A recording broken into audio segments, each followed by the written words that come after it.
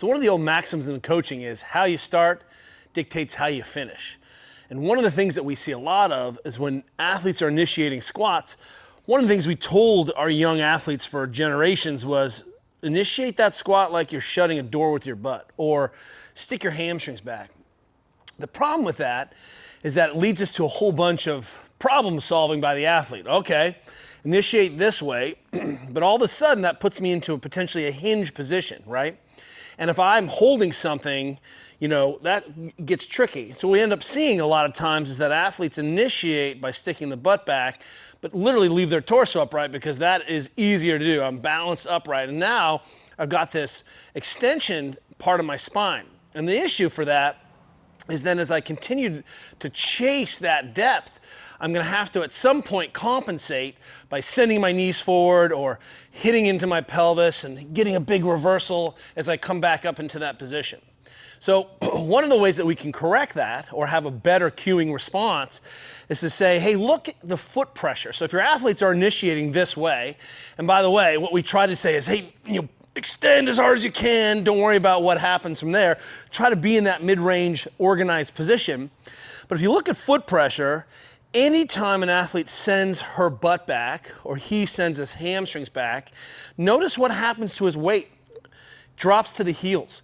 So when we see changes and our athletes are initiating that squat, we want them to be balanced between the ball of the foot and the heel, and that foot pressure should remain constant throughout the squat. I shouldn't actually be able to tell where you are in your squat depth by what's going on with your feet.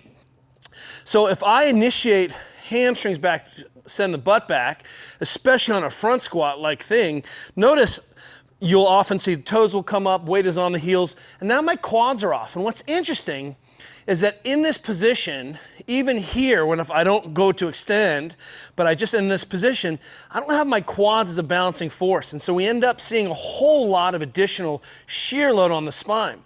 If you just say, keep that pressure even, get yourself appropriately stiff, keep the pressure even, the athlete will solve the problem herself. She will either still be able to initiate the way she needs to, or she'll be able to initiate the way she needs to, given on the task demand of the load. So it's either in the front, in the back, it's either high or low.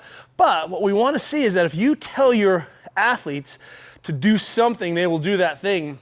But that thing has nothing to do with their anthropometry, has nothing to do with their structure physiology, right? So better set of cues is say, hey, look, keep your foot pressure. And if you're goblet squatting, you'll see that athlete will descend straight down. If they're even doing a good morning, I don't necessarily want to be here. This is a position where I don't have a lot of quadriceps engaged, and there's a whole lot of unbalanced mechanics on the spine. It's better to do a stiff-legged good morning with a slight knee bend and enough knee bend to keep your pressure than it is to continue to send this. Because again, as this works for a minute, but then eventually I'm going to run into my pelvis and reverse back up. So if I'm starting to see a lot of overextension pants, #TM, on people, and you're seeing people drive to these positions, then understand that oftentimes it's how they start. Instead of chasing their mechanics at the bottom, look at how they're initiating the movement, because once you start descending with a big load, it is tricky to try to reconstitute those relationships. Find your foot pressure, maintain that foot pressure, let the athlete solve their movement problem themselves once they have a feeling reference position and shape.